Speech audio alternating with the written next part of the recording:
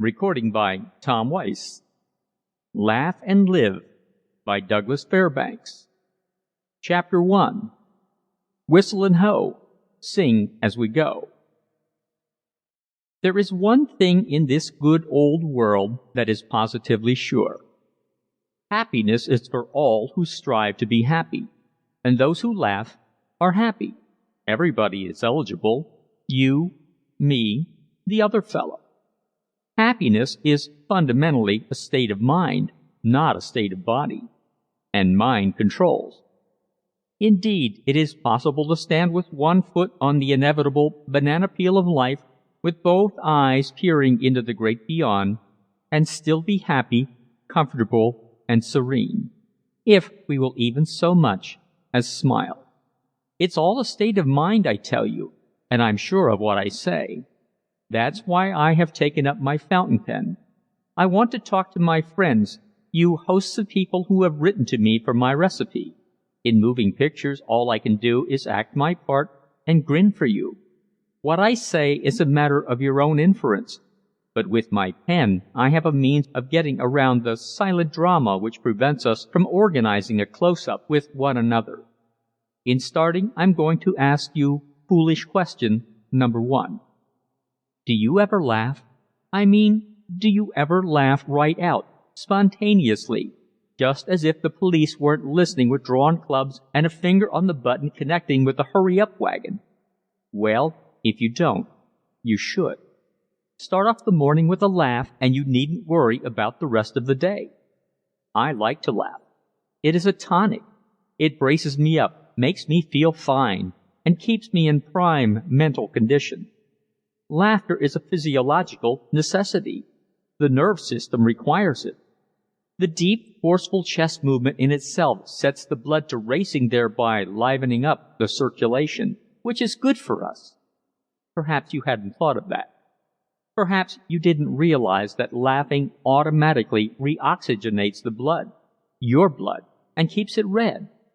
It does all of that, and besides, it relieves the tension from your brain. Laughter is more or less a habit. To some, it comes only with practice. But what's to hinder practicing? Laugh and live long. If you had a thought of dying, laugh and grow well. If you're sick and despondent, laugh and grow fat. If your tendency is towards the lean and cadaverous, laugh and succeed. If you're glum and unlucky, laugh and nothing can faze you, not even the grim reaper. For the man who has laughed his way through life has nothing to fear of the future. His conscience is clear. Wherein lies this magic of laughter? For magic it is, a something that manufactures a state of felicity out of any condition. We've got to admit its charm. Automatically and inevitably, a laugh cheers us up. If we are bored, nothing to do, just laugh.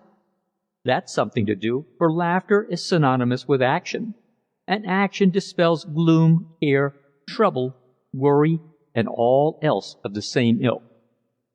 Real laughter is spontaneous. Like water from the spring, it bubbles forth a creation of mingled action and spontaneity, two magic potions in themselves, the very essence of laughter, the unrestrained emotion within us. So, for me, it is to laugh. Why not stick along? The experiment won't hurt you. All we need is willpower, and that is a personal matter for each individual to seek and acquire for himself. Many of us already possess it, but many of us do not. Take the average man on the street, for example. Watch him go plodding along. No spring, no elasticity, no vim. He is in check rein. How can he laugh when his pep is all gone and the sand in his craw isn't there anymore? What he needs is spirit, energy, the power to force himself into action. For him, there is no hope unless he will take up physical training in some form that will put him in normal physical condition. After that, everything simplifies itself. The brain responds to the new blood in circulation, and thus the mental processes are ready to make a fight against the inertia of stagnation which has held them in bondage. And mind you, physical training doesn't necessarily mean going to an expert for advice. One doesn't have to make a mountain out of a molehill. Get out in the fresh air and walk briskly. And don't forget to wear a smile while you're at it. Don't overdo. Take it easy at first and build on your effort day by day. A little this morning, a little more tonight. The first chance you have, when you're sure of your wind and heart, get out upon the country road or cross-country hill and dale. Then run, run, until you drop exhausted upon some grassy bank. Then laugh loud and long, for you're on the road to happiness. Try it now. Don't wait. Today is the day to begin. Or, if it is night when you run across these lines, drop this book and trot yourself around the block a few times. Then come back and you'll enjoy it more than you would otherwise. Activity makes for happiness as nothing else will, and once you stir your blood into little bubbles of energy, you will begin to think of other means of keeping your bodily house in order. Unless you make a first effort, the chances are you will do very little real thinking of any kind. We need pep to think. Think what an opportunity we missed when stripped at night if we fail to give our bodies a round of exercise.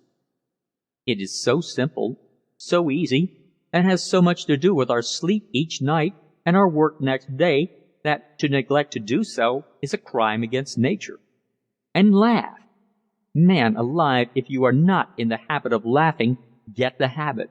Never miss a chance to laugh aloud. Smiling is better than nothing, and a chuckle is better still, but out-and-out laughter is the real thing. Try it now if you dare, and when you've done it, analyze your feelings. I make this prediction.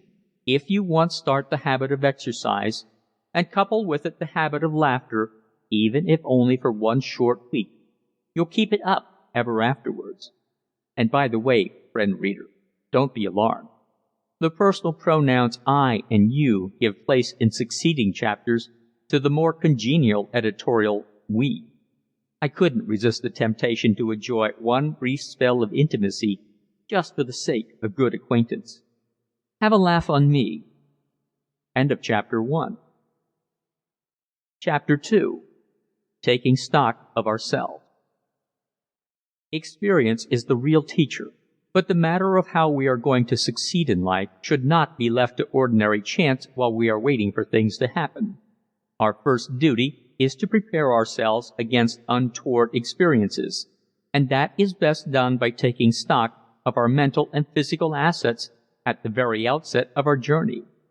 What weaknesses we possess are excess baggage, to be thrown away, and that is our reason for taking stock so early. It is likely to save us from riding to a fall. There is one thing we don't want along: fear. We will never get anywhere with that, nor with any of its uncles, aunts, or cousins. Envy, malice, and greed. In justice to our own best interests, we should search every crook and cranny of our hearts and minds, lest we venture forth with any such impedimenta. There is no excuse, and we have no one to blame if we allow any of them to journey along with us. We know whether they are there or not, just as we would know courage, trust, and honor were they perched behind us on the saddle. It is idle to squeal if, through association with the former, we find ourselves ditched before we are well under way. For it is coming to us, sooner or later. We might go far, as some have done, through the lanes and alleys of ill-gotten gains and luxurious self-indulgence, but we would pay in the end. So, why not charge them up to profit and loss at the start and kick them off into the gutter where they belong? They are not for us on our eventful journey through life, and the time to get rid of them once and for all is when we are young and mentally and physically vigorous. Later on, when the fires burn low, and we still have them with us, they will be hard to push aside. To thine own self be true, says the great Shakespeare, and how can we be true to our own selves if we train with inferiors? We are known by our companionships. We will be rated according to association, good or bad. The two will not mix for long, and we will be one sort of a fellow or the other. We can't be both. There was a time long years ago, in the days of our grandfathers, when men went to the bow-wows, and later on came back, as it were, by making a partial success in life, measured largely by the money they succeeded in accumulating. That was before the checkup system was invented. Today, things are different. Questions are asked. Where were you last? Why did you leave there? Have you credentials? And when we shake our weary head and walk away, we fondly wish we had taken stock back there when the taking was good. To thine own self be true, and it must follow as the night the day, thou canst not then be false to any man. When we analyze ourselves and find that we are living up to the quoted lines above, we may safely lift the limit from our aspiration. Right here it is well to say that success is not to be computed in dollars and cents, nor that the will to achieve a successful life is to be predicated upon the mere accumulation of wealth. First of all, good health and good minds. Then we may laugh long and loud. We're safe on first. So, with these two weapons we may dig down into our aspirations, and, keeping in view that our policy is that of honesty to ourselves and toward our fellow man, all we need to do is to go about the program of life cheerfully and stout of heart. For now we are in a state of preparedness. We are at the point where vision starts. Along with this vision must come the courage of convictions in order that we may feel that our ideas are important. And because we have such thoughts, we shall surely succeed. It has often been noticed that when we have had a large conception and have with force, character, and strength of will carried it into effect, immediately thereafter a host of people have been able to say, "I thought of that myself." Most of us have had the same experience after reading of a great discovery that we had thrown overboard because it must not have been worth while, or someone else would already have thought of it. The man who puts life into an idea is acclaimed a genius because he does the right thing at the right time. Therein lies the difference between the genius and a commonplace man. We all have ambitions, but only the few achieve. A man thinks of a good thing and says, "Now, if I only had the money, I'd put that through." The word "if" was a dent in his courage. With character fully established, his plan well thought out, he had only to go to those in command of capital, and it would have been forthcoming. He had something that capital would cheerfully get behind if he had the courage to back up his claim. To fail was nothing less than moral cowardice. The will to do had not been efficient. There was a flaw in the character, after all. Going back, therefore, to the prescription, we find that a sound body, a good mind, an honest purpose, and a lack of fear are the essential elements of success. So, when we have conceived something for the good of the world, and have allowed it to go by default, we have dropped the monkey wrench into the machinery of our preparedness. We must look about us for a reason. Have we fallen by the wayside of carelessness? Have we allowed ourselves to be discouraged by cowardly ifs? Did we lack the sand? Exactly so. We didn't have the courage of our conviction. Life is the one great experience, and those who fail to win, if sound of body, can safely lay the blame to their lack of mental equipment. What does it matter if disappointments follow one after the other, if we can laugh and try again? Failures must come to all of us in some degree, but we may rise from our failures and win back our losses if we are only shrewd enough to realize that good health, sound mind, and a cheerful spirit are necessary adjuncts. As Tennyson says, "I held a truth with him who sings to one clear harp in divers tones, that men may rise on stepping stones of their dead selves to higher things." All truly great men have been healthy, otherwise they would have fallen short of the mark. Prisons are filled with nervous, diseased creatures. There is no doubt but that most of these who, through ignorance, sifted through to the bottomless pits could have saved themselves had they realized the truth and taken stock of themselves in time, of course allowing for those who are victims of circumstantial evidence. The prime necessity of life is health. With this, for mankind, nothing is impossible. But if we do not make use of this good health, it will waste itself away and never come back. It often disappears entirely for lack of interest on the part of its thoughtless owner. A little energy would have saved the day. A little pep, and we laugh and live.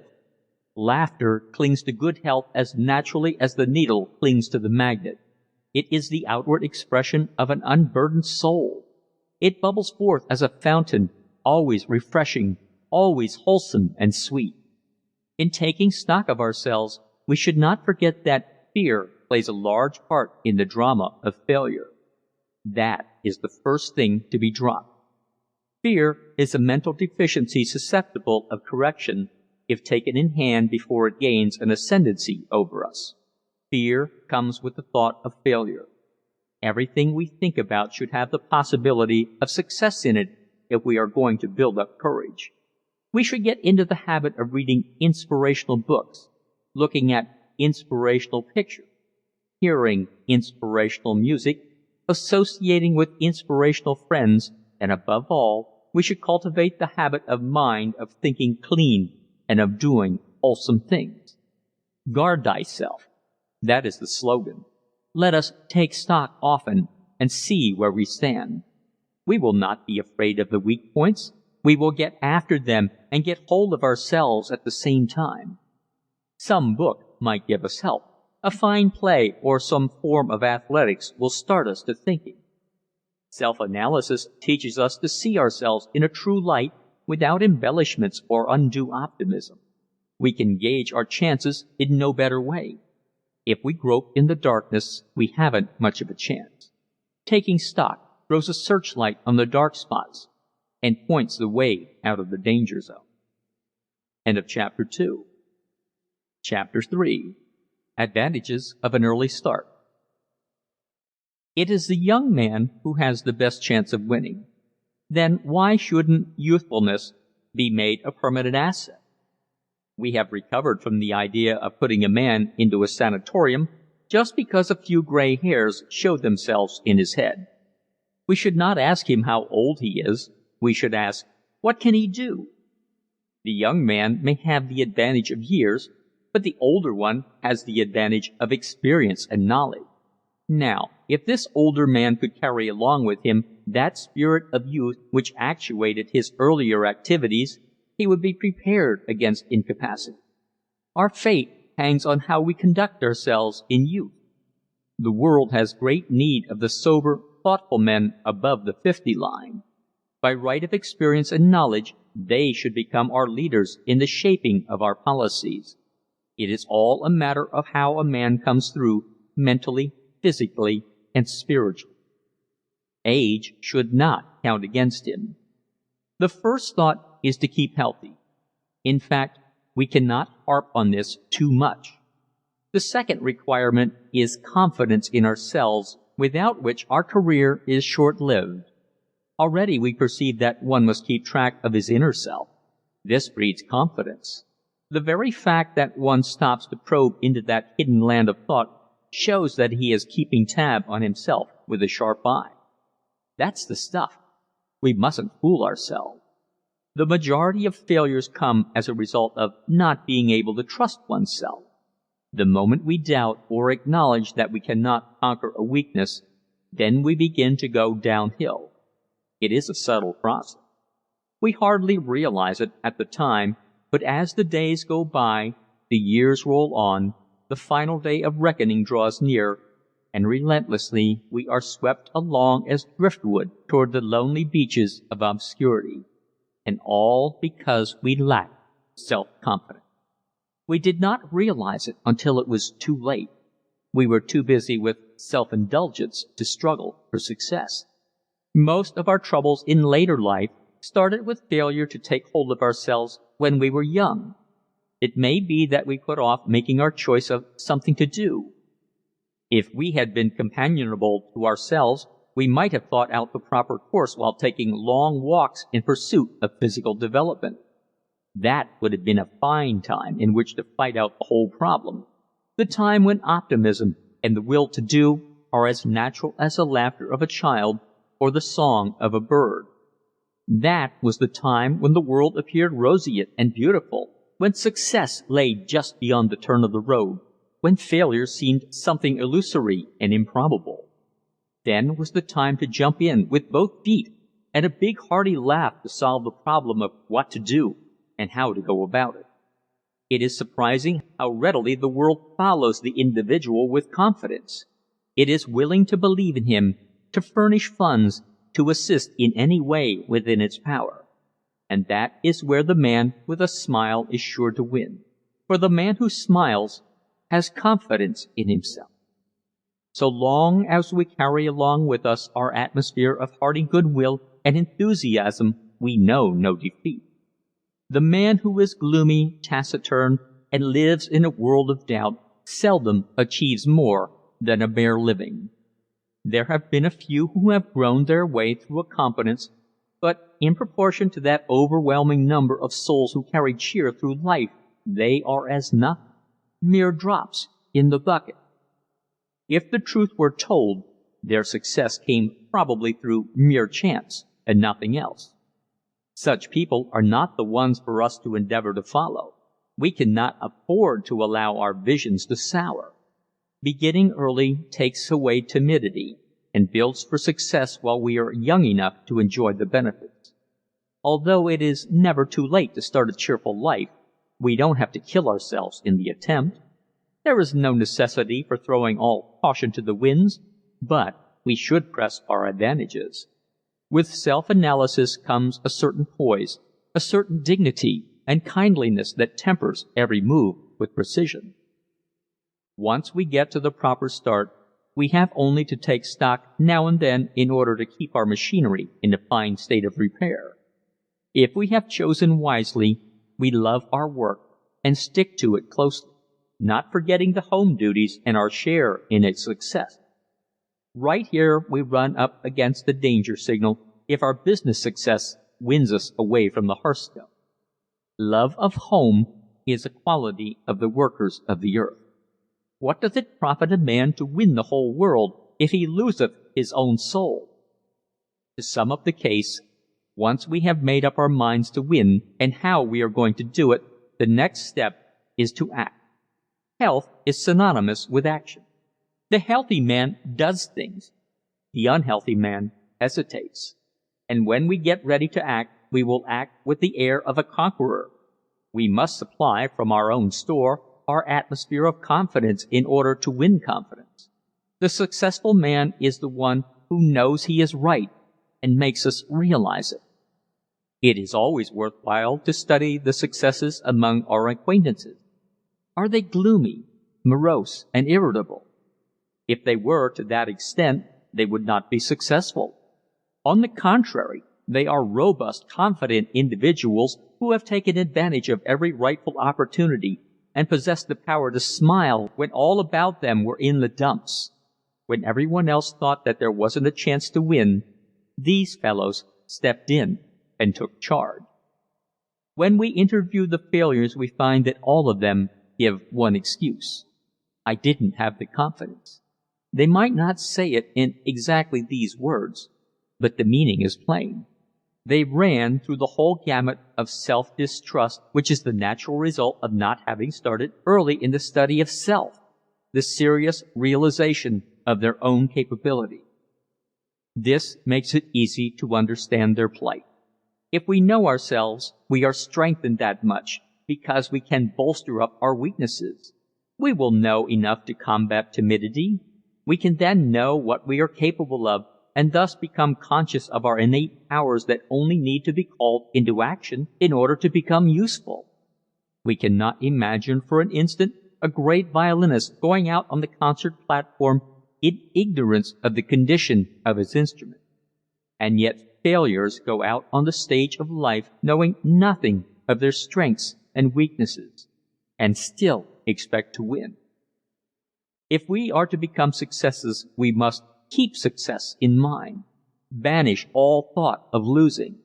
Success is just as natural as anything else. It is only a matter of the mind anyhow. We are all successes as long as we continue to think so. Self-depreciation is a disease. Once it gets hold on us, goodbye. And that is why it is wise to begin early, to take hold of affairs while we are young. Superiority over our fellow man comes from a superiority of mind and body. A healthy mind breeds a healthy body. The most superficial study will convince us of this fact. Appearance counts for much in this world. We judge largely by appearances. We haven't time to know everyone we meet intimately, and as a result must base our opinions upon first impressions. The fellow who comes in an office with his head hanging down between his shoulders and a frown upon his face doesn't get far with us. We find ourselves looking over his sagging shoulders toward the individual behind him, who comes in with a swinging step and the confidence born of health and good spirits. Self-confidence in youth makes for self-confidence in after years. This is far from meaning that one can be brazen and inclined towards freshness and get away with it. It merely means the marshalling of one's forces, the command of oneself, and the ability to make others recognize that we are on the map because we belong there. And one of the quickest ways to accomplish this is to have a smile tucked away for instant use. Again, this does not mean that we are to carry round a ready-to-wear grin, which we wear only as we are ushered into the presence of another. A real smile or a hearty laugh is not to be counterfeited. We easily know the genuine from the spurious. A real laugh springs naturally out of a pure, unadulterated confidence and a good physical condition. What triumphs, what splendid battles have been won through the ability to laugh at the right moment. Whenever we find that we are losing our ability to smile, let's have no false notions. We are neglecting our physical well-being. Let us then and there drop the somber thoughts and get out into the open air. Run down the street and, if possible, out into the country. If we see a tree and have the inclination to climb it, well, then climb it. If we are sensitive about what our neighbors might say, too bad. But we can romp with easy grace. If we but knew how gladly our neighbors would emulate our gymnastics, if they knew the value of them, the laugh would be on us for dreading their opinion. One thing we do know. They will envy us our good health and spirit. End of chapter 3. Chapter 4.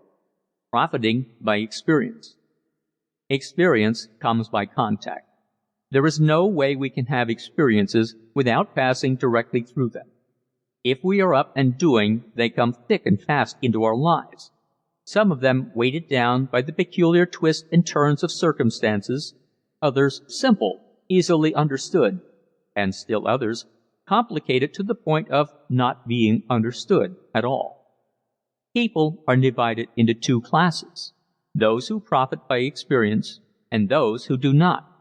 The unfortunate part of it all is that the latter class is by far the larger of the two. The man of vigorous purpose, fine constitution, and the full knowledge of self sees through an experience as clearly as through a window. The glass may be foggy, but he knows what lies beyond. Self-reliant and strong, he seeks knowledge through experience, while the weak man, the unhealthy-minded, the inefficient, stands aside and gives him the right of way. In later years, however, they bitterly complain that they were not given the same chance to succeed. The man of experience, having long since passed through the stages of indecision, has, through careful self-analysis, learned to bridge difficulties that would make others tremble with fear. He knows that every lane has a turning. He may not see it at the moment. He may not know where it is, but that doesn't worry him. He picks up his bundle and trudges ahead, confident that victory awaits him somewhere along the line.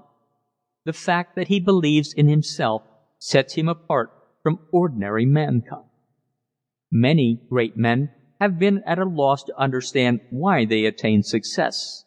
It is well nigh impossible for them to outline the causes that led them to the top rungs of the ladder. The reason is that their lack of fear of experiences was an unconscious one rather than a conscious one. However, they are willing to admit that, acting on the principle of profiting by experience, loaned them initiative with which to proceed. They soon came to know opportunity at sight, and had only to look around to find it. The young man standing on the threshold of life is, from lack of experience, puzzled over the future. He looks above him and sees the towering successes. He reads in the papers of the massive characters who have risen from the bottom to the top. Naturally, he would like to meet one of these giants of success and hear what he has to say. The interview is quite needless. Get busy and profit by experience is about all the advice one man can give to another. There is no way to profit by experience until we have had experience, so there is nothing to do but get busy, and experience will come as fast as we can absorb it. Our duty is to strive for success and not expect to attain it except by successive steps. A wholesome consignment would be our undoing. Quick successes through luck or good fortune have not the lasting value of those won by virtue of knowing how, of accomplishing what we started out to do. Faith in oneself does not come from the outside. It must spring up naturally from within. A healthy body and a sane mind are the best foundations for this. The young man who begins his career with these facts in mind is given a running start over his competitors.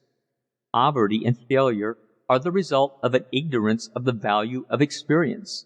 Worry, anxiety, fear of not doing the right thing, lack of insight into character. These, too, are the result of a lack of experience. Good health is necessary to experience, but a majority neglect to take care of it.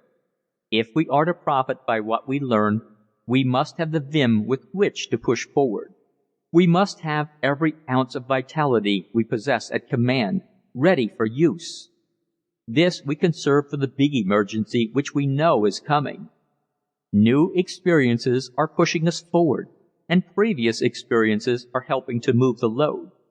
Experience tells us what to do at this point and that, and at last puts its shoulder to the wheel, and over she goes.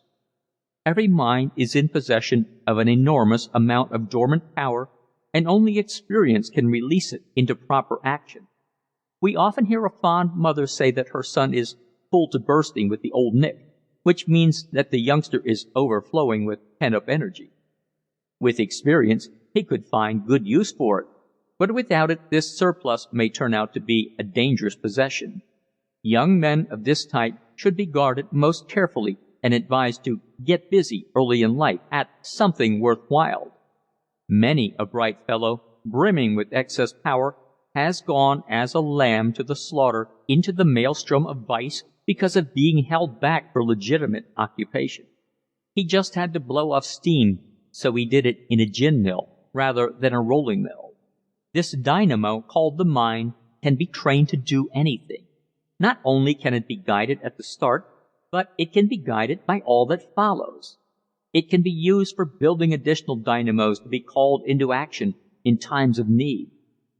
This statement may seem at first far-fetched. If we think so, it is proof that we have not profited by our experiences and should get down to stock-taking before it is too late. The practical man, after all, is only one who takes advantage of opportunities.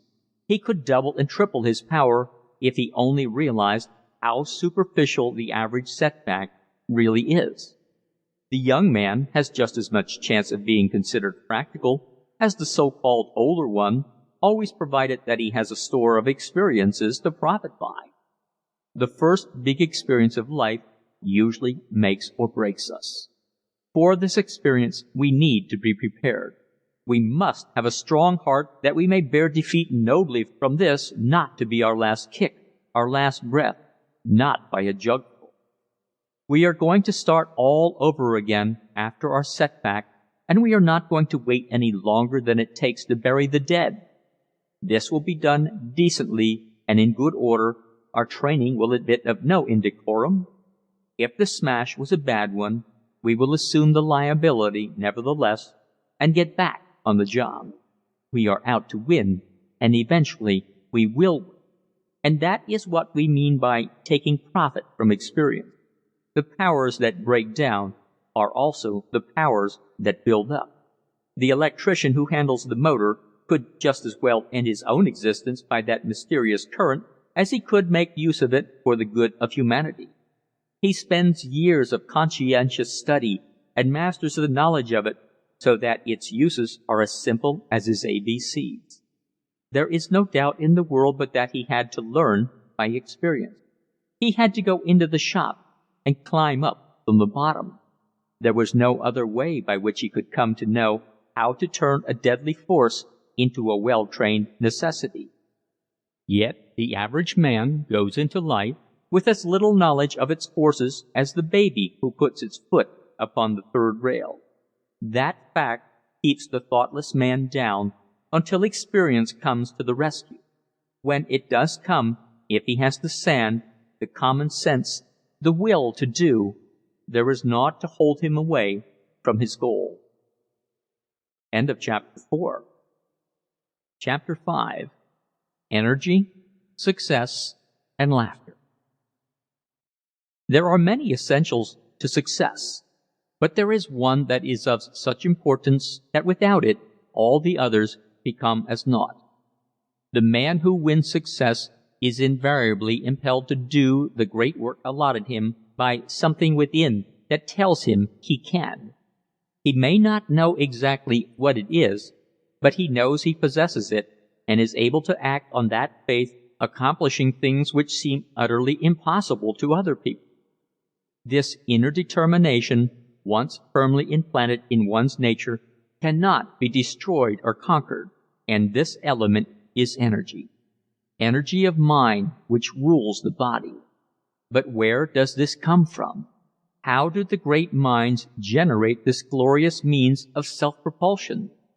The answer is that in a healthy body it is inherent from birth, and proper care of the body therefore accentuates within their minds the will to do. If the preceding chapters have been carefully read, we may readily believe that the successful youth must start with a wholesome, generous viewpoint, a good constitution, and a clean mind. We have had an inkling by this time of what one must do to achieve success in a world where competition is keen. We are beginning to realize that these matters are of vital importance and that we are face to face with the problem. Energy is the natural outpouring of a healthy body. It must be directed. It must be controlled, the same as any other living force. Not only is it a positive necessity to the winner, but it must grow and become a natural quality. It does not stand after years of abuse. It does not spring up in the night after a long season of neglect and ill health. All of us possess it in varying ways. That fact ought to convince us that we can get hold of ourselves and build up that which nature has given us rather than allow it to die away. We all have a certain amount of energy. Why shouldn't we all be successes? We might to a certain extent, but that doesn't mean that we shall all get rich in the money sense of the word. When we say, why shouldn't we all be successes, we do not mean that everybody in the world must be greedy for money, nor for power and position. It does not mean that we should be selfish and eager to take everything away from the other fellow. On the contrary, it means that with energy we shall be successful according to our brain tendency. Going back to our second chapter, we find the phrase taking stock of ourselves. Done rightly, that alone will inspire success. Now, if we are a little farther along on the way towards sane living and the ability to laugh, and we know that after this struggle is over, the battle is won, we must use the powers that self-analysis gives us to fight. The mere recognition of them is power, and we must not let them go to waste. Energy is like steam. It cannot be generated under the boiling point. In other words, half-heartedness never produced it nor made it a practical working tool. We must be energetic in order to augment energy. We must have confidence along with it, the more the merrier. The greater the confidence in ourselves, the greater the energy which brought it about. Some minds naturally feel confident. These are the lucky ones, the slender few who have grasped life's meaning at the start by taking stock before they were threatened with defeat. Success comes to them as easily as rolling off the proverbial log. They come sweeping along, conquering, sure of themselves, confident, aspiring, true to their inner selves, ready for work, unafraid of experiences, and sure of a smile when the clouds are darkest. This does not mean that these successes have exceptional ability. If that were the case, we would not waste time either in reading or writing about the matter. If we didn't feel that we were potentially able to become successes and possess the elements of victory in our present makeup, not another moment would be spent on the subject. The very simplicity of this use of energy proves to us that it is a quality bubbling forth in the least of us and the strongest. It only needs to be put to work, and it becomes self-strengthening. Living in the open air, sleeping out of doors, taking the proper exercise, looking wholesomely upon life, believing in ourselves, are all parts of the sane existence which leads to success and laughter. We ought to feel that everything in life possesses elements akin to human feeling. We should not arrogate to ourselves the sole right to rule and reason. And what has this to do with energy? It is only one of the many vistas that open to us when we learn how to laugh and live. And man alive, if we never learn to laugh, we will never learn to live. We must not forget that there can be more than one use made of energy. In the same way that electricity might be misused, so might energy be placed in the wrong service. We must not waste any time, therefore, in getting this energy of ours worked into enthusiasm. Enthusiasm for our life work, for our fellow man, for the zest of life. We must throw ourselves into the battle and carry the standard. We must leap to the front, not waiting for the other fellow to show the way. Spend your enthusiasm freely and be surprised at how it thrives on usage. Enthusiasm, being produced by energy, must of a necessity depend largely upon that. Now the point is, how shall we guard and keep fresh this element in ourselves? We know that the body is producing this quality. Like the steam engine, we are keeping the fires going by exercise, wholesome thinking, and sincerity of purpose. We are the engineer. Our hand is on the throttle. Sharp turns lie ahead, but our eyes look forward fearlessly. We glance about us to see that we are in the pink of condition. We know that our mind is functioning properly, and that the awakened confidence is already inherent in our natures and stands beside us night and day like the officer upon the bridge of a ship. Indeed, we are on our way. Out of energy and enthusiasm comes something else that must not be neglected. In fact, it must be cultivated and guarded from the very beginning. Laughter. The mere possession of energy and enthusiasm makes us feel like laughing. We want to leap and jump and dance and sing. If we feel like that, don't let us be afraid to do it. Get out in the air and run like a schoolboy. Jump ditches, vault fences, swing the arms. Never fail to get next to nature when responsive to the call. Indeed, we may woo this call from within ourselves until it comes to be second nature. And when we rise in the morning, let us be determined that we will start the day with a hearty laugh anyhow. Laugh because you are alive. Laugh with everything. Let yourself go. That is the secret, the ability to let one's self go. If we follow this religiously, we will be surprised how successful the day will be. Everything gives way before it. End of chapter 5. Recording by Tom Weiss, Tom'sAudiobooks.com.